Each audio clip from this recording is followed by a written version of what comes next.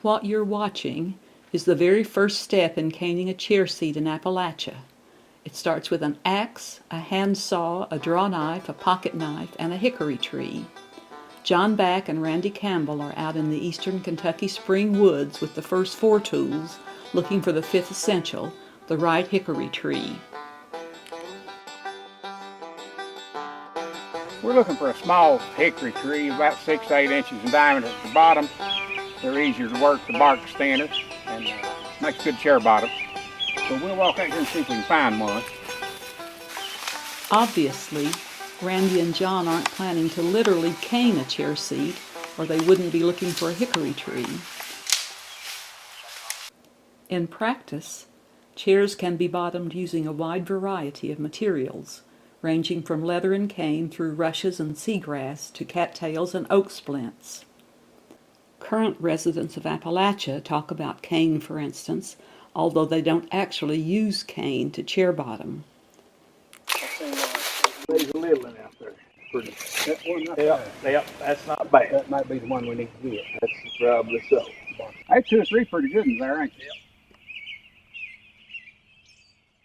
Yep. That right there, that may be the best one. Straight, don't have many limbs on it. Not too thick. I think that'll work good. Yeah, I think so. I say, John, we lay it right over through there where it's open. What do you think? Fine to me. Let me hit you. That's a good tree. Let me cut a little notch in it. We'll lay it right through here where it's open. Oh, yeah.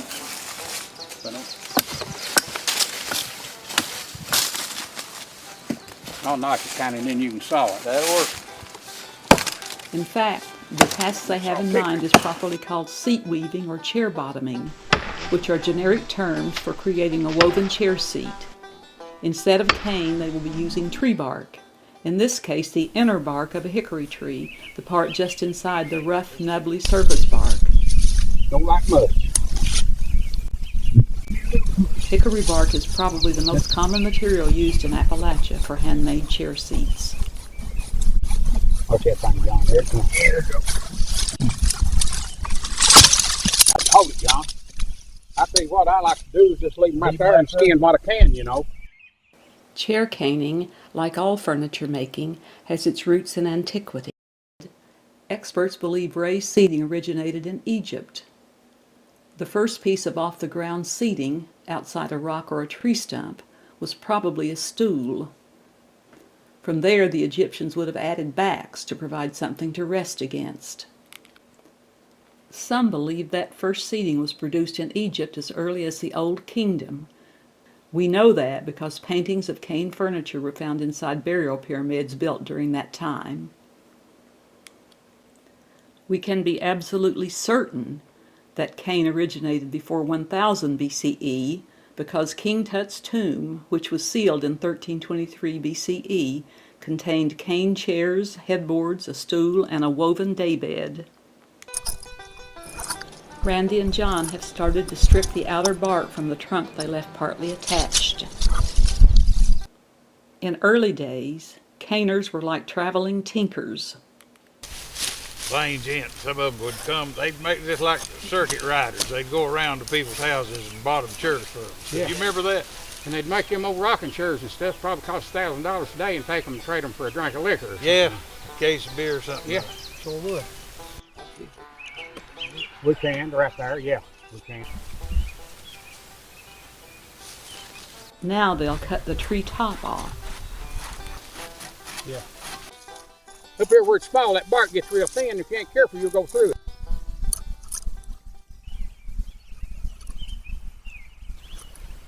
I've had people say, I've got 3 or 4 old chairs I need you to bottom. Yeah. If they'd come help me do this, they wouldn't ask that, would they? No, they don't have a clue. Don't have a clue. You have to love to do it, you want to do it. Yeah, that's right. I'm not doing this to make a living. No.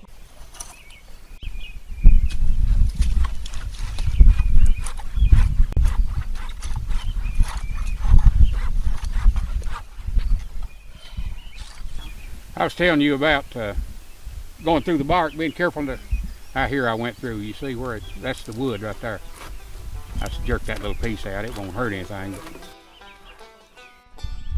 a tree like this, I like to use these because the bark's thinner, you know.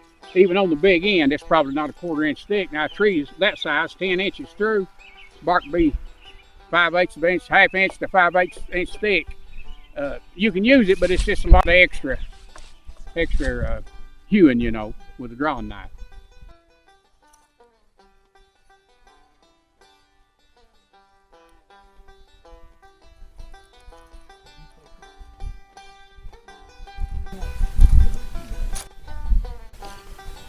We can dress a little bit on it later. Yeah. I believe it's ready to get the bark off, Dean. 2,000 years after the Egyptians buried King Tut's cane daybed with him, and long before Columbus, mourners in Peru buried a Mochi princess in a cane coffin. Later still, during the 14th to 16th centuries, and halfway around the earth from Peru, cane was being used to make shields in Tibet. 100 or so years after that, back in the Western Hemisphere, a cradle became the first cane product to reach North America, brought by the Mayflower Pilgrims in 1620.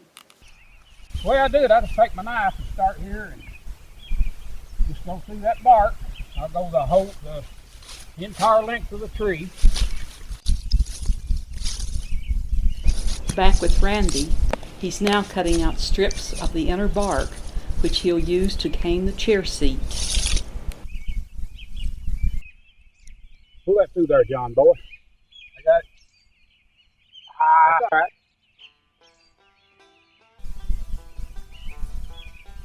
Won't hurt a thing. I'll move over a 1.5 to 2 inches and make another line.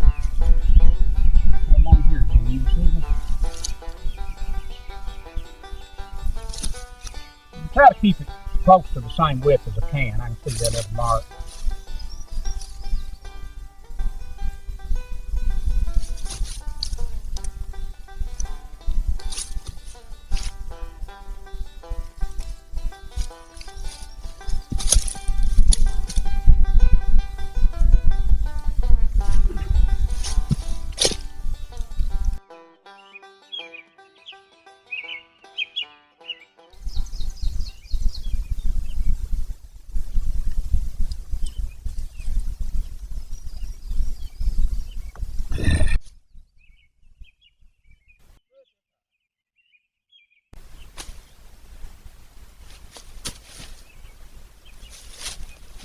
Good panel right there.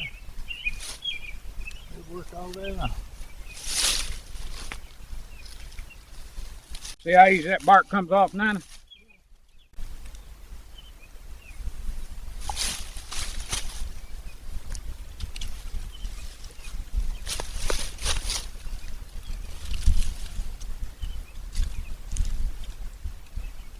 It's okay. It's okay. I roll it up like this and take it home, hang it up under my shed, and let it dry out. Whenever I want to use it, I put it in water and soak it overnight. Just like leather. So you store it rolled up? Yeah, just I'll loosen that up, you know, where it'll dry out good. And I'll do this too. Which is what? Something to tie it up with.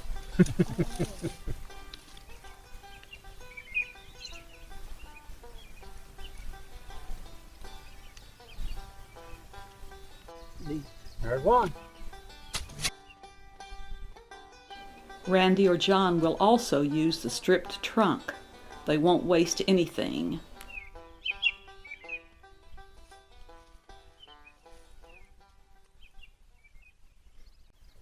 Yeah, we have to make something out of it. You know, we hate to waste it. Yeah, We'll we do don't something waste with anything if we can help it. We'll do something with it. That makes, Randy's made the finest mallets, wooden mallets out of that ever was. It makes good mallet.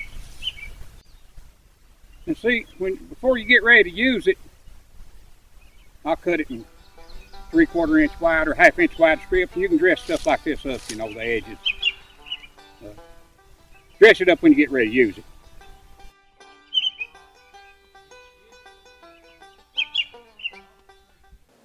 One of the interesting historical sidelights of caned chair seats is that, in medieval and earlier times, they were the province of the well-to-do. Poor people, in contrast, sat on wooden stools and benches. But while poor people lack resources, they are often rich in ingenuity. When people in England were acquiring Hepplewhite and Chippendale, and people in Boston and New York were furnishing their houses in Duncan Fife, people in Appalachia were building comfortable stools and chairs from materials found in the woods, and weaving their seats from the same source. They are still doing so today, a process Randy and John are about to begin. This chair belongs to a friend of mine, Wanda Whitehead. She said her daddy used to rock her in this chair when she was a baby. Green Watts was his name. He was blind. He got his eyes put out in the coal mine. And they had twins not long after that, and he was blind, and he sat on the porch and rocked them babies in this chair. And she wanted a new bottom put in the back, so that's what me and John are going to do today. I see you have some bark over there soaking in that. So I take it you're ready to go? We're ready to go. We'll start it out with this one. What I'd like to do is I'll put me a couple of tacks in that just to hold it in place. Let's put that around on that leg.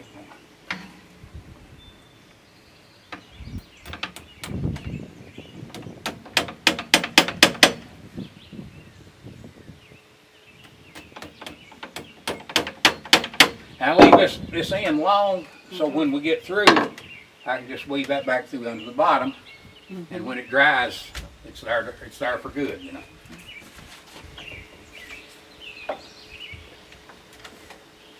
Okay, John, let's lean it back this way, because I'm going to have to splice now. I figured Dean wants to see how we splice that.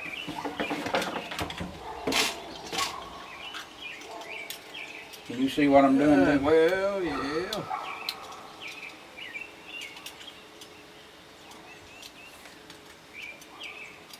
Okay, now you cut off the end Well, for strength? because it wouldn't reach, I'd have had to put a splice on the top. You Oh, see. got you. So you want to splice it on the bottom. Right. So what you did was to bend it over and cut a notch Just cut a little hole in a it. couple of inches up, a Yeah. little hole, and then you're going to trim that. Cut that pretty narrow. Mm-hmm. Let's see, I'm gonna have to split this just a little bit.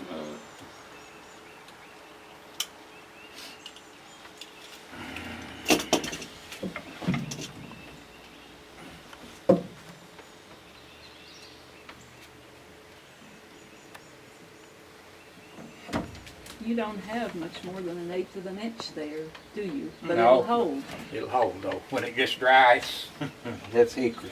Mm-hmm. I'm getting a little off Randy down here. It's me pushing me back over top of the other. Oh, I see. Okay, I see.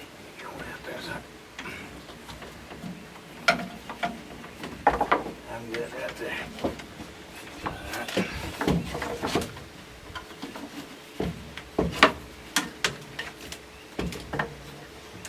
Let's see, John, we're gonna splice that in right here. Okay.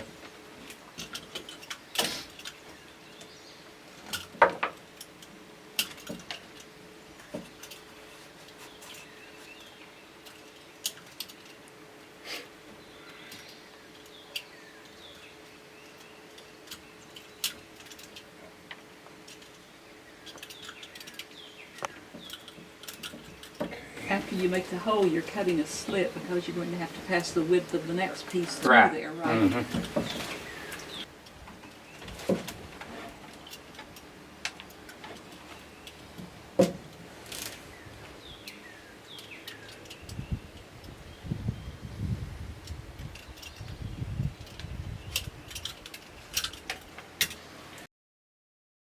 All right.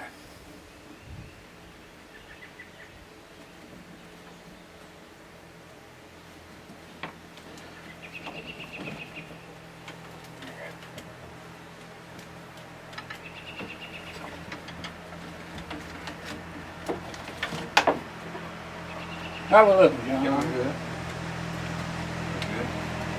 if you're building a new chair frame or whatever, when this starts drying, it just pulls it together even tighter. You seen where this chair was kind of shackly? When you get this on there and it dries, it solids it up. Yeah.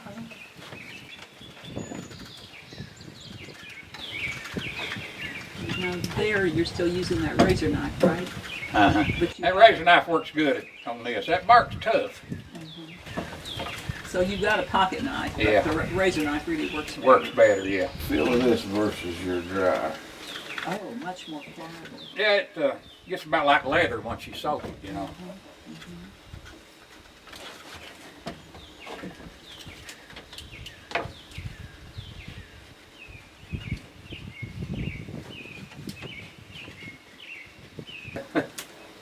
So even though it was fresh yesterday, you still soak it.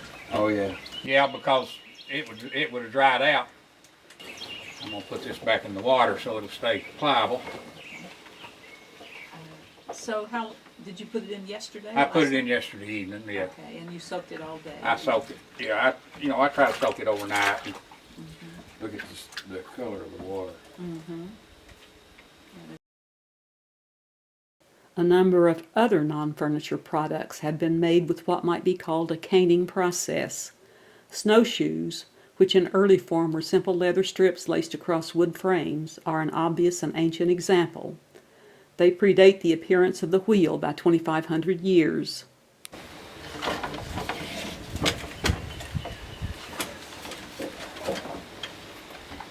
How late in the year can you go and get the bark?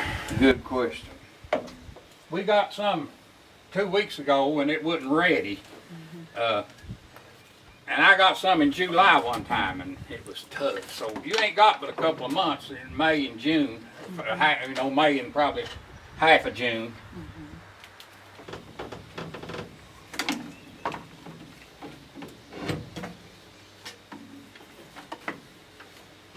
Let's see, Randy, wait just a second. I'm gonna work that a little bit right there. All right, gonna splice again. Let me cut this off. If you don't cut stuff like this off, Yeah, split. it'll split on you. Okay, now what was it you cut off? Just a little piece of that bark sticking out. It'll, Oh, okay, It'll, like a little splintery right. end or something? yeah, it'll split on you if you don't get them off. And go Just right like all the way a up sling the tip. shot. You remember as a kid, they cut the gaps out of them where they cut in or two to make a sling shots. Make sure you keep the gaps out because it turned two if you didn't, you know. That's basically what we was doing. Yeah. Hope that- The first generations that came in here, if they built them a one-room cabin or whatever. Make their own nails, you know. Yeah. And by then, if they had to move or they wanted to move or whatever, they'd burn the house down and get the nails out of that they'd use them again. That is fascinating. Didn't waste anything. And they often wondered why there's 150-pound anvils in here. Well, you can put two of them across the mule's back and they balance out, you know. So if you look at a lot of the things, you can see reasons why they get stuff. So they had to sift through the ashes to find the nails? Yeah. Would it not have been easier, wouldn't you think, to just try to pull the nails out, or you couldn't Well, a lot because of they them, didn't a have lot a of them head? didn't have time. They probably had some kind of a screen or Oh, something. Yeah. and getting steel to make more nails could have been a problem too, you know. Oh, yeah. That was a major. Now, we're talking about wooden pegs and things like that that are used as fasteners. Just anything you could do. Steel was a precious commodity at one time. Mine and John's bunch. Yeah. You know, that I believe in history, and I don't know if this is true or not, but Virginia in the colonial days had a law that you had to be Church of England, and of course a lot of the Scots and Irish and whatever who came here were not Church of Right, England. that's the reason they left. Yeah. Yeah, exactly. And they basically were, they say, pushed to the frontier because they wouldn't tolerate them if they were over on the frontier stopping the Indians, so to speak. Yeah. But Yeah. they didn't want them living among them, No, you might say. needing them out in the frontier. Yeah, I don't know if that's true or not, but it, Makes sense. yeah, right. right in there. Makes fine. Are you gonna have to put another run in? No, let's stand it up now. Other, even older items besides snowshoes may be relatives of cane chair seats. Ladders, for instance, are not that different in concept from chair seats, in that they are made of material inserted between two side frames. Since fasteners like nails would not have been available in prehistoric times, it seems likely that some early ladders may have been made using wood laced together with rawhide strips. We know our ancestors had ladders very early because of the discovery in a Spanish cave of a painting which dates back to the Mesolithic, roughly 8,000 to 6,000 BCE. That pictograph shows a human gathering honey, using in the process what experts believe is a primitive ladder. That drawing pales into insignificance compared to a recent discovery of Neanderthal drawings in another cave in Spain. They are calculated to be at least 65,000 years old. One of them shows an item which looks remarkably like a ladder. I hate to see that Okay, one hole there. I can Of fix course, it. Well, it'll cover anyway, probably.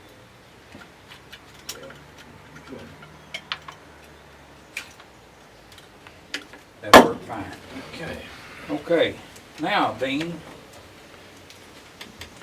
we want to go right through under this. On the first pass, I go over top of the first piece. I go over top of it, then I go under two, over two, under two, over two, under two, over two. Okay, Dean. Can make I went over one and then over two. Now I'm going under one. Okay. Under the first one. And then over two, under two. Uh-huh. the herringbone path. A herringbone? I guess that's it. I think that's what they call it. Yeah. Pretty sure. Well, John knows. Are we right now, John? I believe. Yeah, let's see, Randy. Yeah.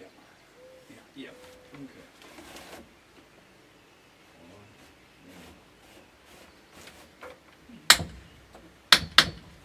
Okay, pull it hard. Pull it hard, John. Right there. Well, this is looking pretty good to me. There you are. I seen it move. Yeah, I got all of it. I've got all of it. All right, take her back. Go ahead. Okay. Beekeeping, and they've got city gardens. Old rashes. Okay. Pretty nice.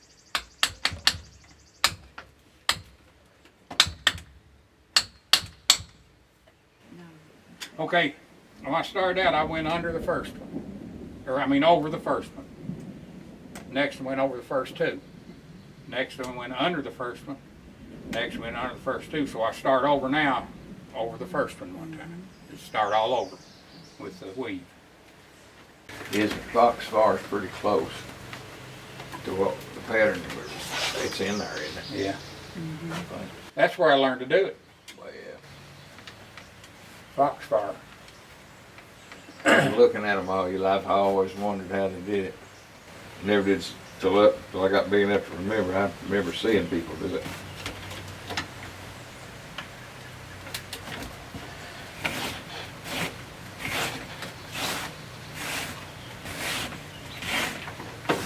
What's that? Go ahead.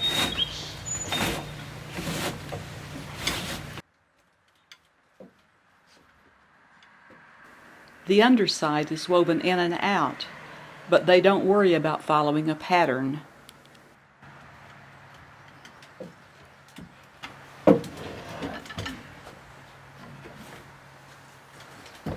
That's around that crack down there, right? There you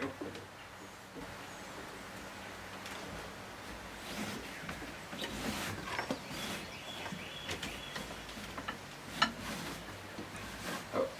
Over hold up a minute. Okay, good, go for it. All right, right on there. That's it. See how that pretty weave's coming in place now, Dean? Yeah. Yeah, it's like a horizontal arrow shape.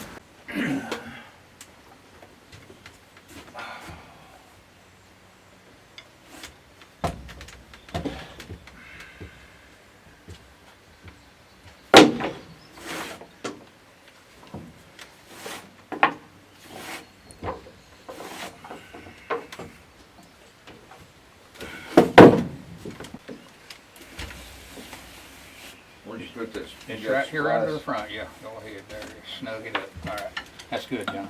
Let me do this and then we'll snug it up.